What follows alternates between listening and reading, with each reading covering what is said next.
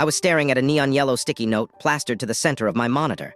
It read, "Simply network error, fix it, no please. No thank you, not even a signature, just sharp, aggressive handwriting written in black ink that probably cost more per ounce than my monthly rent in Queens." I peeled the note off, sighing as the residual magic, a faint spark of static, stung my fingertips. "Welcome to Nocturne Corp, a towering monolith of glass and steel in the heart of Manhattan, where the coffee is actually decent, the pay is astronomical, and literally everyone is a monster. I mean that without a shred of metaphor. The marketing department is run by sirens. Accounting is entirely staffed by math-obsessed goblins, and my boss, the CEO who just summoned me via office stationery, is Julian Cross.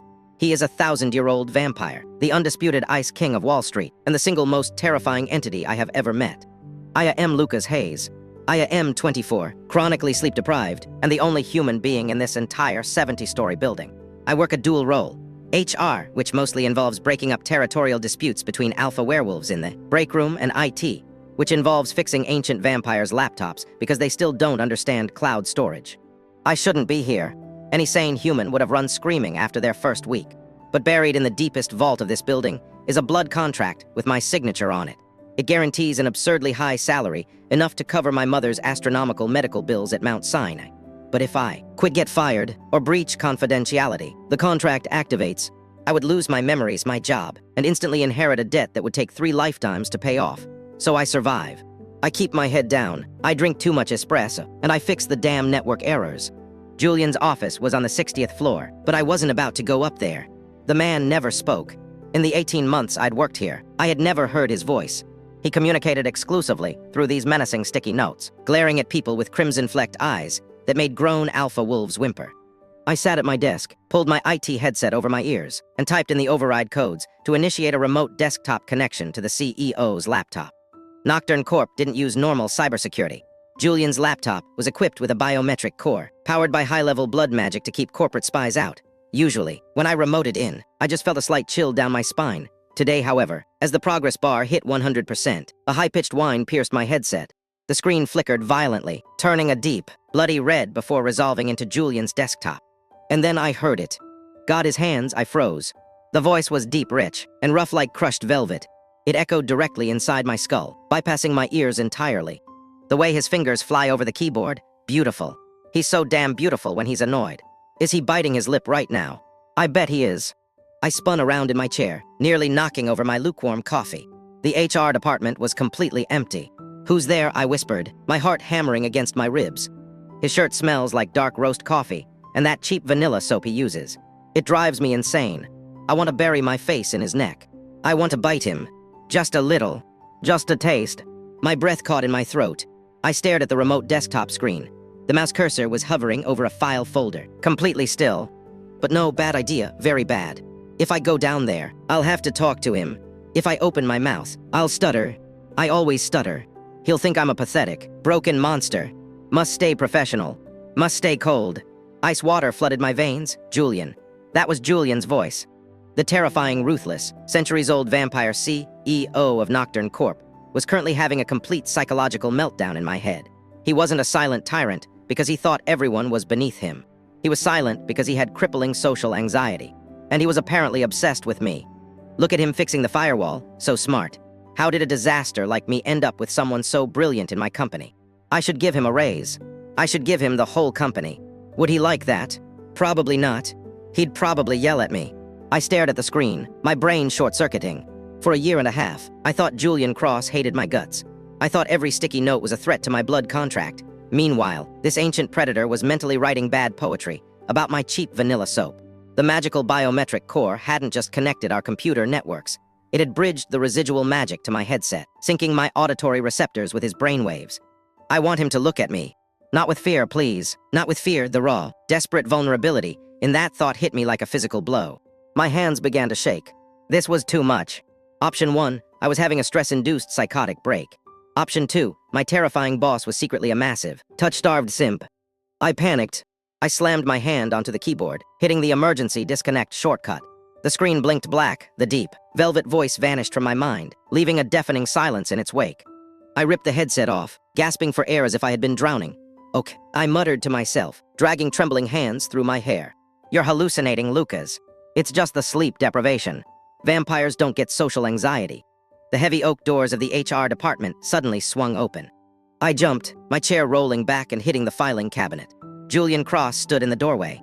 He was 6'2" of lethal, tailored perfection in a charcoal Tom Ford suit. His dark hair was swept back his pale, sharp jawline clenched, and his eyes, the color of a winter storm, locked onto mine. He looked absolutely terrifying. He crossed the room in 3 long, silent strides, his imposing figure casting a cold shadow over my desk. I held my breath, waiting for him to fire me, waiting for the blood contract to tear my life apart.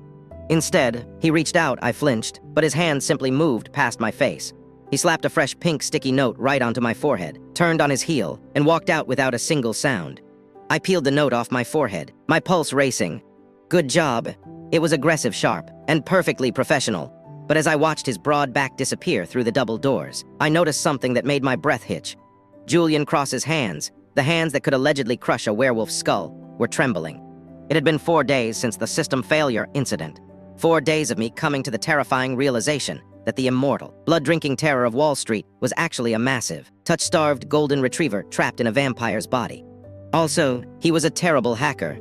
My monitor flashed red. A high-priority IT ticket popped up on my screen. CEO laptop. Critical system corruption. Need immediate assistance. I let out a long, exhausted sigh, rubbed the bridge of my nose, and slipped my headset on. I typed in the override codes to remote into Julian's machine. The second the connection established, the residual magic synced with my auditory receptors. He's connecting, he's here, the deep, velvety voice immediately flooded my skull, practically vibrating with excitement. God, I hope he's wearing the glasses today. The little wire-rimmed ones that make him look like a tired, beautiful scholar. I want to take them off him, very, very slowly. I choked on my sip of water. I was wearing the glasses. I forced my eyes to focus on his desktop. The man had literally dragged the entire system, 32 folder, into the recycling bin. Who even does that? A millennial vampire who desperately wants attention, that's who. I clicked the restore button, my face burning, as Julian's internal monologue continued its relentless assault. His cursor is moving so fast, so competent. I should buy him a new chair. That ergonomic one from Herman Miller. The black leather would look incredible against his pale skin. Wait, no. He'd think I'm tracking his posture. I am tracking his posture, but he can't know that. It's creepy. I am creepy. You really are, I muttered under my breath, though a traitorous smile tugged at the corner of my mouth. I closed the ticket and hit the emergency disconnect button before my blush could spread to my ears. The connection severed. Silence returned to the HR department. By lunchtime, my caffeine levels were dangerously low. I made my way to the executive break room, successfully dodging 2 alpha werewolves arguing over the thermostat, only to be cornered by the espresso machine. Luca's honey, a melodic, hypnotic voice purred. It was Maya, the head of marketing. She was a siren, breathtakingly beautiful with faint, iridescent scales glittering along her collarbone under the harsh fluorescent lights. She placed a perfectly manicured hand on my arm, leaning in close. Her perfume smelled like sea salt and danger. You need to be careful, she whispered, her oceanic eyes filled with genuine concern. I paused, espresso cup halfway to my mouth. Did accounting reject my budget for the new servers again? No, darling. Lord Cross, Maya glanced nervously toward the ceiling, as if the CEO could hear us through 70 floors of concrete. He's been staring at you. Whenever you walk into the lobby, his eyes just track you. Like a predator watching a very, very soft piece of prey, she shuddered, a dramatic ripple of her scales. He's hungry, Lucas. I know you're bound by the blood contract, but if he decides he wants to drain you dry, HR policies won't save you. I stared at her, fighting the absolute hardest battle of my life to keep a straight face. He wants to eat you. My brain supplied helpfully. Yeah, but not in the way she thinks. I appreciate the warning, Maya, I said, keeping my voice carefully neutral. But I assure you, my blood is currently 90% espresso and 10% pure stress. I'd taste terrible. She didn't laugh. She just patted my cheek sympathetically and glided away. I took a deep breath, clutching my coffee, and headed back to my desk. The absurdity of it all was staggering. The entire company lived in mortal fear of a man who was currently having an existential crisis over buying me an office chair. By 4:00 p.m., my screen flashed again. Ticket number 5 for the day. CEO laptop. Wi-Fi driver exploded. Cannot work. I rolled my eyes so hard they actually hurt. You cannot explode a Wi-Fi driver. I put my headset back on and remoted in via the backup intranet. He's back. Julian's voice practically sang in my head. I missed him. It's been 3 hours. 3 hours is too long. If I break the motherboard, will he have to come upstairs to fix it in person? I froze, my hand hovering over the mouse. He wanted me to come up. No, bad idea. The vampire mentally scolded himself, his tone dropping into something agonizingly sad. He hates me. I put a pink sticky note on his desk yesterday. Why did I use pink? Pink is weird. I should have used blue. Blue is calming. He probably thinks I'm an unhinged monster. He only stays because of that damn contract. I should burn the contract. But if I burn it, he'll leave. I can't let him leave. My chest tightened. The sarcasm and frustration I had built up all day suddenly melted away. Beneath the tailored suits and the terrifying crimson eyes, Julian was just lonely, paralyzed by his own power and a profound lack of social skills. He was holding onto this ridiculous IT charade because it was the only way he knew how to reach out to me. I fixed his Wi-Fi driver in exactly 2 clicks. Usually, this was the part where I disconnected, but as his cursor sat idly on the center of the screen, I paused. I was tired of this one-sided, silent pining. I was tired of the cold New York logic. Slowly, using my mouse, I opened a blank digital sticky note on his desktop. I changed the color to pink. I couldn't type words. That would be a direct violation of protocol, and I wasn't ready to explain how I was intercepting his thoughts. Instead, I clicked on the digital drawing tool. My hand trembled slightly as I dragged the mouse, clumsily drawing a slightly lopsided, very obvious heart right in the middle of the pink square. Wait. The voice in my head hitched. What is he doing? Is that a heart? I held my breath. For me, a literal, audible gasp of pure, unfiltered vampiric joy echoed so loudly in my skull that I actually shivered. The sheer intensity of his happiness hit me like a tidal wave of warmth. Before he could process anything else, I slammed the disconnect button. The screen went black. I buried my burning face in my hands, my heart hammering a frantic rhythm against my ribs. I had just flirted with a 1,000-year-old apex predator via Microsoft Paint. Heaven help me, I was officially losing my mind. The Microsoft Paint heart changed everything, and simultaneously, it changed absolutely nothing. For the next 2 weeks, Julian Cross did not suddenly start speaking to me. He did not invite me to his penthouse office for a romantic, candlelit dinner. He remained the terrifying, immaculate Ice King of Nocturne Corp, stalking through the neon-lit corridors like a shadow, making alpha werewolves lower their heads in submission. He still communicated exclusively through aggressively penned sticky notes. But the IT tickets became a daily epidemic. It was an unspoken, highly unprofessional game of cat and mouse. Every afternoon around 3:00 p.m., my screen would flash with a critical error from the CEO's IP address. Sometimes he claimed his keyboard was typing backwards. Once, he somehow managed to rotate his entire display 180 degrees and sent a ticket reading. Gravity inverted. Fix it. And every time I slipped my headset on and connected via the biometric override, I was bathed in the warm, desperate, utterly unhinged thoughts of a 1,000-year-old apex predator. He's here, the velvet voice would purr in my mind, sending an involuntary shiver down my spine. Did he smile when he saw the ticket? I hope he smiled. He looked so exhausted by the elevator this morning. The dark circles under his beautiful eyes are killing me. I want to pay off his mother's medical bills. I could do it with a single phone call, but he's so fiercely proud. He'd think I was buying him. He'd hate me. I can't let him hate me. I would sit at my desk in the HR department, my hands hovering over the keyboard, my heart squeezing painfully in my chest. That was the hardest part, hearing the profound, crippling insecurity beneath the terrifying facade. Julian possessed enough wealth to buy a small country and enough power to snap my neck with 2 fingers.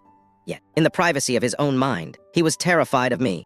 He was terrified of my humanity, of my fragility, and of the staggering depth of his own feelings.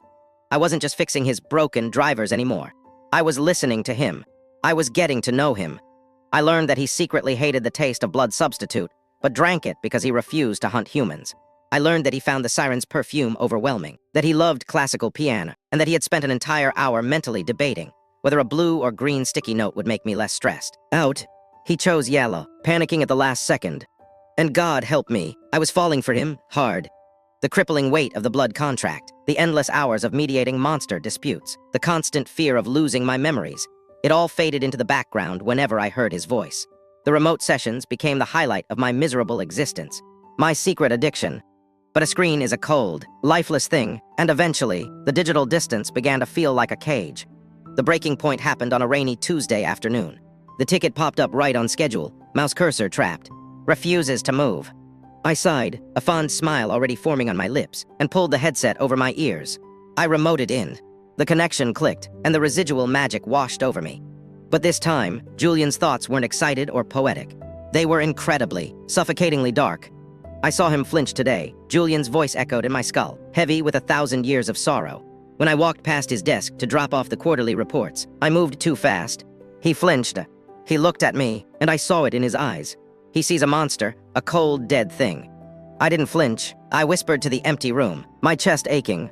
"You startled me, you idiot." I want to touch him so badly. The vampire confessed to the silence of his office, his thoughts bleeding into my mind. I want to hold his face. I want to ask him about his day. I want to hear his voice saying my name. But my hands are like ice. I would only freeze him. He is so warm, so alive, and I am just a ghost haunting a glass tower. I should stop doing this. I should leave him alone. It's cruel to pretend we could ever be anything else. The absolute despair in his voice made my throat tight. I stared at his frozen mouse cursor on my screen. He was spiraling, the ancient, terrifying CEO was drowning in his own self-hatred, fully prepared to shut down the one connection we had built, because he thought he wasn't good enough for a chronically stressed, underpaid human HR rep. "I'll break the laptop for real this time," Julian thought, his mental voice cracking. "I'll destroy the core. No more IT tickets. I have to let him go." "Like hell you will," I snapped aloud. I didn't fix the mouse. I didn't draw a heart in Microsoft Paint. I slammed the disconnect button, ripping the headset off my ears. I was done with the firewall. I was done with the telepathy, the digital sticky notes, and the cowardly distance. I yanked open my desk drawer, grabbed a brand new, heavy-duty solid-state hard drive, and marched out of the HR department. "Lucas," Maya called out from the water cooler, her siren eyes widening at the thunderous expression on my face. "Where are you going?" "To do my job," I growled, ignoring the startled looks of the goblin accountants. I bypassed the standard elevators and swiped my master IT keycard on the executive lift. I slammed my fist onto the button for the 60th floor. The elevator shot upward, my stomach dropping, my pulse roaring in my ears. I didn't care if he was a vampire. I didn't care if I stuttered, or if he stuttered, or if the blood contract activated and wiped my brain.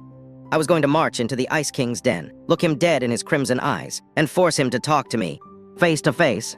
The elevator doors slid open with a soft, expensive chime that felt entirely too polite for the storm raging in my chest. I stepped onto the 60th floor, the solid-state drive clutched in my hand like a pathetic, rectangular weapon. Julian's penthouse office was a masterpiece of cold, modern architecture. Floor-to-ceiling windows offered a dizzying view of the Manhattan skyline, but the air inside was suffocatingly tense. I marched toward the massive double doors of his inner sanctum, fully prepared to kick them open and demand a verbal conversation. But as I rounded the reception desk, my boots scuffing against the marble, I froze. Julian wasn't alone. Sitting across the sprawling obsidian desk was Marcus Vance, CEO of Lunar Holdings, and the most notoriously aggressive alpha werewolf on Wall Street. He was the linchpin of our upcoming third-quarter merger. He was also a massive, entitled prick. "I'm telling you, Cross," Marcus was saying, his voice a low, gravelly rumble that vibrated in my chest. "The acquisition terms need to reflect my PACs, my board's contributions." Julian sat behind his desk, a perfect statue carved from ice. He didn't reply. He didn't even blink. He just stared at Marcus with those terrifying, crimson-flecked eyes. I knew what everyone else thought. The Ice King is negotiating. But I knew the truth. Julian was probably mentally drafting a panicked sticky note about how much he hated Marcus's aggressive cologne. I took a breath and stepped into the room. "Excuse me. It's support for the CEO." Both men snapped their attention to me. Julian's eyes widened a fraction of a millimeter. It was the vampiric equivalent of a full-body flinch. I didn't have my headset on, so I couldn't hear his thoughts, but I could easily imagine the chaotic screaming currently echoing in his skull. "He's here. Why is he here? I'm not ready. My hair isn't perfect." Marcus, however, didn't look panicked. He looked intrigued. The alpha stood up, lazily buttoning his tailored suit jacket. He was huge, built like a brick wall, and as he turned toward me, his nostrils flared, the heavy, oppressive scent of wet earth, pine needles, and pure dominance flooded the room. Pheromones. Well, Marcus purred, his golden eyes raking over me like I was the main course at a buffet. I didn't know Nocturne Corp kept humans on the payroll. And such a pretty one, too. "I'm the head of HR," I said flatly, keeping my voice steady despite the adrenaline spiking in my blood. "And the IT guy. Please step aside, Mr. Vance." Marcus chuckled, stepping directly into my personal space instead. The pheromones hit me like a physical wave, chemically designed to make omegas and humans submit. My knees actually trembled, much to my intense irritation. "HR. Fascinating," Marcus reached out. Before I could back away, his large, scorching hot hand clamped around my waist. His thumb brushed dangerously close to the hem of my shirt, his grip territorial and bruising. "Maybe we should discuss your benefits package over dinner, sweetheart. You smell incredible." I opened my mouth to tell him exactly where he could shove his dinner invitation, but I never got the chance. A sound tore through the office. It wasn't a word. It wasn't a growl. It was a terrifying, earth-shattering hiss of ancient, predatory rage. The air pressure in the room plummeted so fast my ears popped. Before my brain could even register movement, Marcus was gone. A blur of black fabric and blinding speed crossed the room. There was a sickening crack of bone, a strangled yelp from the Alpha, and then the deafening explosion of shattered glass. Julian had crossed 30 feet in a microsecond, grabbed Marcus by the throat, and thrown a 250-pound werewolf through the reinforced, bulletproof glass partition of the conference room. Shards of glass rained down like diamonds against the hardwood floor. Marcus crashed into the massive mahogany conference table, splintering it in half, before crumpling to the ground, groaning and clutching his bleeding chest. The room fell into a deathly, ringing silence. I stood frozen, my heart pounding a frantic rhythm against my ribs. I slowly looked toward the desk. Julian was standing there, his chest heaving. The immaculate, composed CEO was gone. In his place was a monster of myth. His fangs were fully extended, gleaming stark white against his pale skin. His eyes weren't just crimson-flecked anymore. They were glowing, literal pools of liquid blood radiating absolute, murderous fury. Shadows seemed to writhe and twist around his tailored suit, a physical manifestation of his dark magic. Julian, I breathed, the name slipping out before I could stop it. He flinched. Julian snapped his head toward me. His glowing eyes locked onto my face. He saw my wide eyes.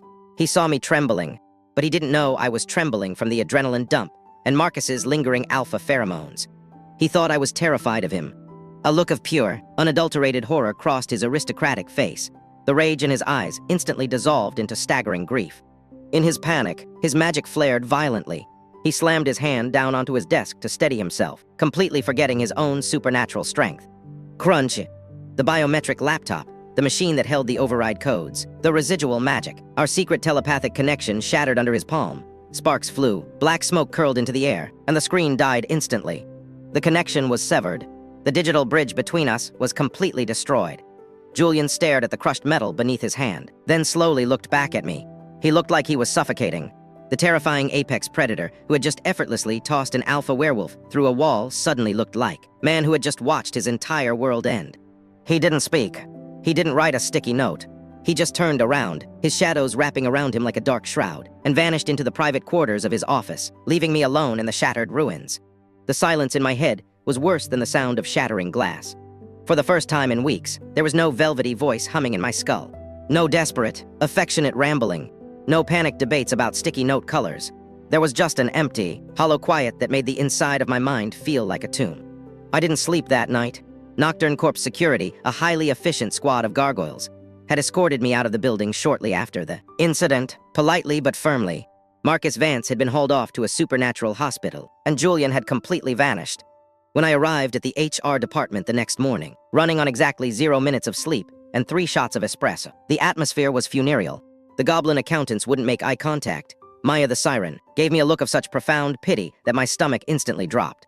I walked to my cubicle and stopped dead in my tracks. My desk was empty. My monitors were gone.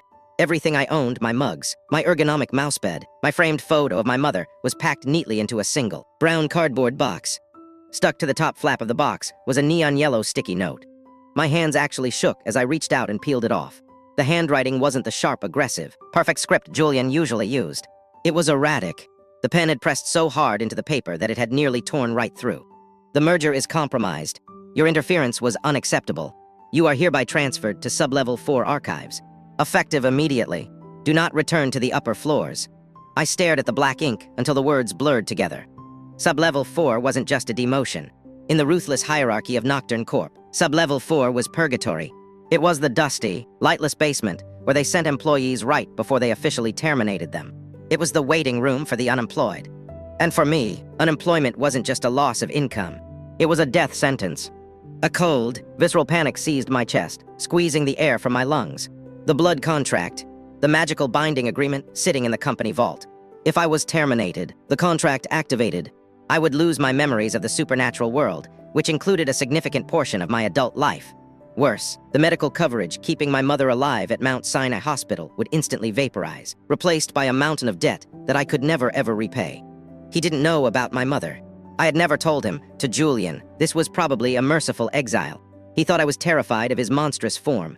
He thought he was saving me from his own darkness by pushing me away, retreating into his shell of icy isolation. He was trying to protect me, and in his monumental, cowardly stupidity, he was about to destroy my life. I picked up the cardboard box. It felt impossibly heavy. I didn't say goodbye to Maya or the goblins.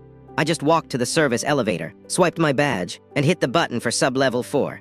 The archive smelled of ancient parchment, damp concrete, and total despair. The fluorescent lights flickered, buzzing like dying insects. Rows upon rows of metal filing cabinets stretched into the gloom, holding centuries of supernatural corporate history. It was freezing cold.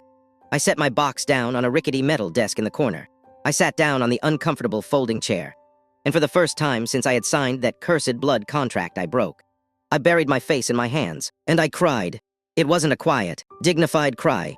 It was an ugly, gasping sob born out of sheer exhaustion, overwhelming fear, and a surprisingly sharp heartbreak. I cried for my mother's hospital bills. I cried for the unfairness of this terrifying, magical corporate world. But mostly, I cried because I missed him. I missed the terrifying Ice King, who secretly worried if he was too intimidating. I missed the 1,000-year-old apex predator, who had a panic attack over Microsoft Paint. He had shown me the softest, most vulnerable parts of his soul through a telepathic glitch, only to violently slam the door shut the second things got real. You absolute idiot, I thought, wishing desperately that the telepathic connection was still active so he could hear me. I wasn't afraid of your fangs, Julian. I was afraid for you. I sat in the freezing basement for an hour, letting the tears fall until my eyes burned, and my throat was raw. But gradually, the sadness began to curdle. The crushing weight of despair shifted, transforming into something much hotter, much sharper, and infinitely more dangerous. Spite, pure, unadulterated human spite. I wiped my face with the sleeve of my sweater, smudging my glasses. I took a deep, shuddering breath. The cold air of the archives filled my lungs, but I no longer felt frozen. I felt furious. Julian Cross thought he could just write a pathetic little sticky note and erase my existence because he was too scared to have a conversation. He thought he could toy with my livelihood, threaten my mother's medical care, and play the tragic, lonely monster while I rotted in a basement. No, I whispered, my voice echoing in the empty, dusty room. Absolutely not. I reached into the front pocket of my backpack and pulled out my master IT tablet. In their haste to demote me, HR had stripped my desk, but they had completely forgotten that I was the one who built the company's internal security network. I still had root access. I still had the master keys to the entire skyscraper. Julian wanted to hide behind his locked doors and his bulletproof glass. He was about to find out exactly why you never, ever piss off your IT guy. I booted up the tablet. The screen glowed, reflecting in my glasses. You want to play it like this? Cross, I muttered, my fingers flying across the digital keyboard, pulling up the master control terminal for the 60th floor. Let's play. The Nocturne Corp security mainframe was designed to withstand cyber attacks from rival supernatural conglomerates, government agencies, and rogue warlock syndicates. It was a masterpiece of digital and magical engineering. Unfortunately for them, it was not built to withstand its own deeply disgruntled, heartbroken IT architect holding a master tablet and a vengeance. My fingers flew across the glass screen, typing commands with vicious precision. Override. Firewall bypass. Master authorization. Hayes Lucas. I didn't just unlock the doors. I completely crashed the localized security grid for the upper floors. The gargoyle patrols on the ground floor wouldn't even receive the alert until I was already done. I stepped out of the basement and into the private executive elevator. I swiped my master keycard. The panel lit up green. I slammed my fist onto the button for the 60th floor, and the car shot upward. My heart was hammering so violently against my ribs, I thought it might crack my sternum. But I didn't care. The terror of the blood contract was entirely eclipsed by my sheer, unadulterated rage. The doors dinged open. I stepped out onto the penthouse floor. The receptionist, a terrified-looking ghoul, scrambled to his feet. Mr. Hayes, you can't be up here. The CEO has issued a complete lockdown. I ignored him entirely.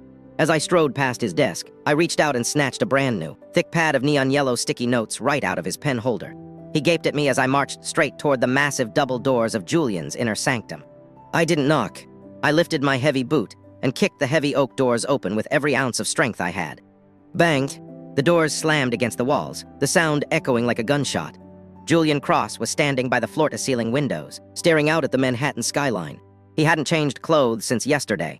His immaculate suit jacket was gone, his tie was loosened, and his shoulders were slumped in a posture of profound, agonizing defeat. He spun around at the sound of the doors. When his crimson eyes landed on me, all the color drained from his already pale face. You coward, I spat, my voice shaking with fury. I marched across the room, closing the distance between us. Julian actually took a step back, his eyes wide, looking utterly terrified of the 5'10", magicless human stomping toward him. Lucas, he breathed. His voice, his actual, physical voice, was incredibly rough, cracking slightly from disuse and panic. You shouldn't be here. You need to leave, please. Shut up, I yelled. I stopped 3 feet away from him, raised my arm, and threw the entire pad of sticky notes violently at his chest. It hit him with a pathetic thwack. The binding broke, and 100 little neon yellow squares fluttered through raining down between us like a mocking office supply snowstorm. I am so sick of this, I screamed, gesturing wildly at the yellow paper scattered on the floor. I am sick of the notes. I am sick of the cowardly distance. You think you can just banish me to a lightless basement because you're having a centuries-long pity party. Do you have any idea what you almost did? Julian stared at me, his chest heaving, his fangs barely visible as his lips parted in shock. I was protecting you, he whispered frantically, stepping backward until his back hit the glass window. You saw me yesterday. You were trembling. I am a monster, Lucas. I will ruin you. You almost did ruin me. You idiot, I stepped closer, refusing to let him retreat. If I get demoted or fired, the blood contract activates. I lose my memories. My mother loses her medical coverage at Mount Sinai, and she dies. Did you even bother to look into my file? Or were you too busy writing bad poetry about my soap in your head? Julian froze, absolute, unadulterated horror washed over his face. Your mother, he choked out. The contract, I didn't know. The realization that his attempt to save me had nearly destroyed my life broke whatever fragile control he had left. And then, the panic attack hit him. It didn't look like a human panic attack. It was a terrifying, magical catastrophe. Julian let out a strangled gasp, his hands flying to his head as he squeezed his eyes shut. The temperature in the room instantly plummeted to freezing. Frost spiderwebbed across the shattered mahogany desk.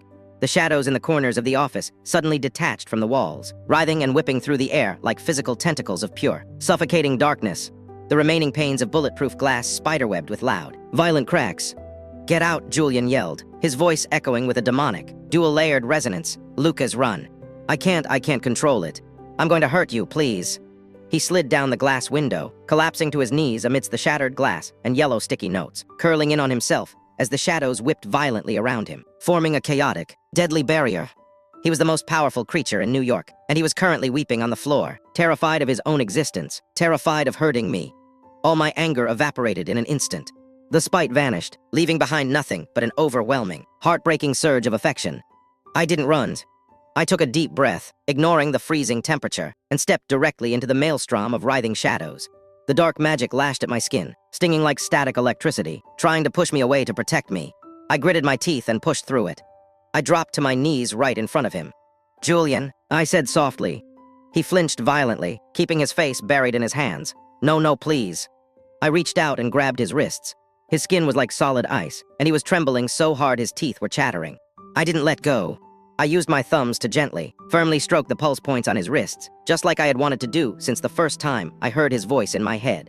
Julian, look at me, I commanded, keeping my voice incredibly calm, grounding him. Breathe. I'm right here. I'm not scared, and I'm not leaving.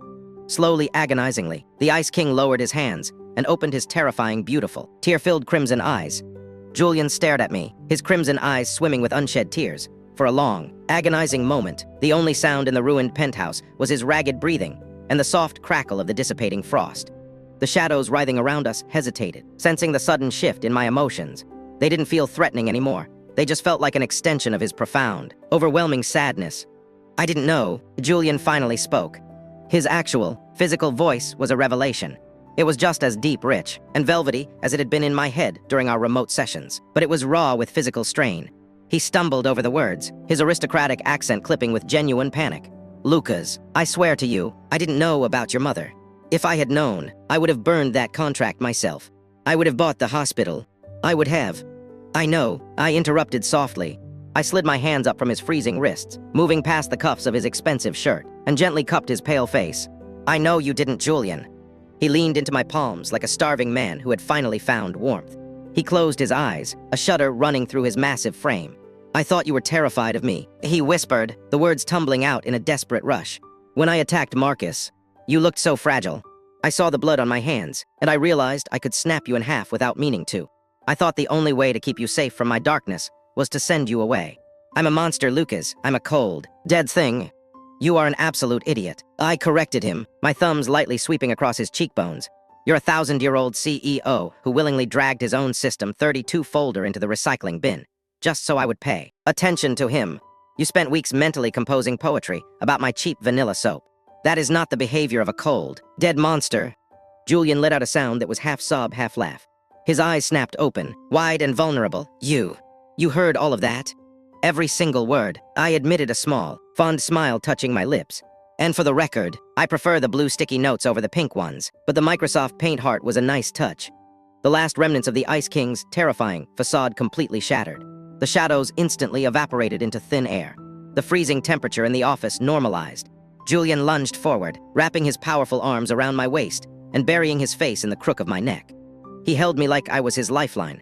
The physical contact was electric, a sudden, overwhelming rush of absolute devotion. "I love you," Julian mumbled against my collarbone, his real voice vibrating against my skin. "I love your typing speed. I love your glasses. I love you so much it feels like I'm dying all over again. Please don't leave me. I'll pay your mother's bills. I'll give you the company. Just please stay.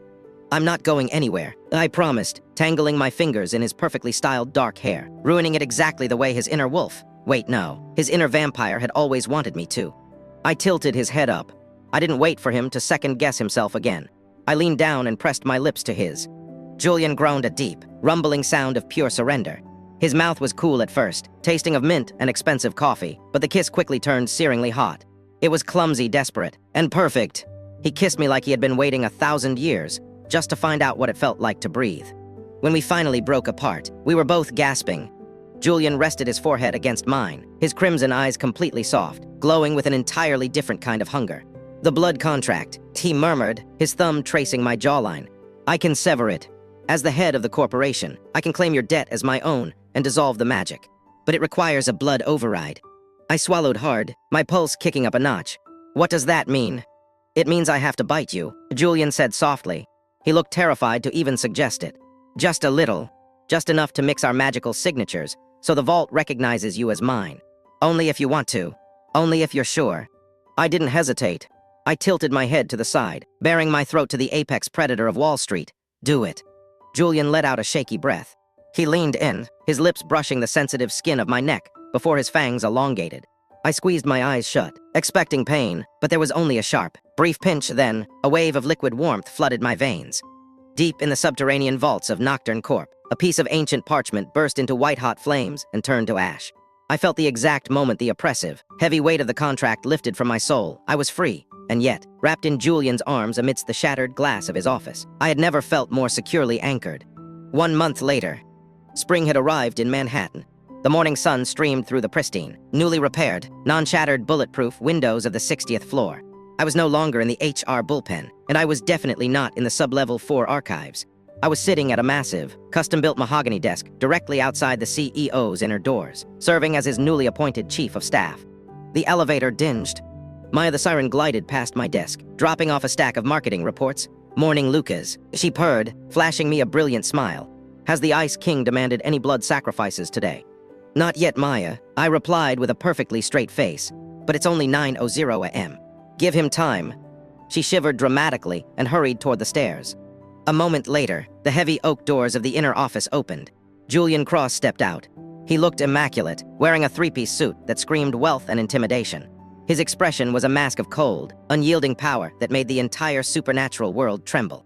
He walked past my desk without making eye contact. He didn't say a word, but as he passed, his hand casually brushed over my keyboard. When he was gone, retreating back into his office, a brand new, steaming cup of Starbucks, a double-shot espresso, exactly the way I liked it, was sitting next to my mousepad. Attached to the cup was a pink sticky note. I peeled it off, a helpless grin spreading across my face. The handwriting was aggressive and sharp, but the message was anything but. "Your hair looks beautiful today, Jay. P.S. The Wi-Fi is actually working perfectly, but I miss you. Come inside and lock the door." I picked up my coffee, grabbed the sticky note, and stood up from my desk. The laptop didn't need fixing anymore, but the CEO certainly needed his IT support.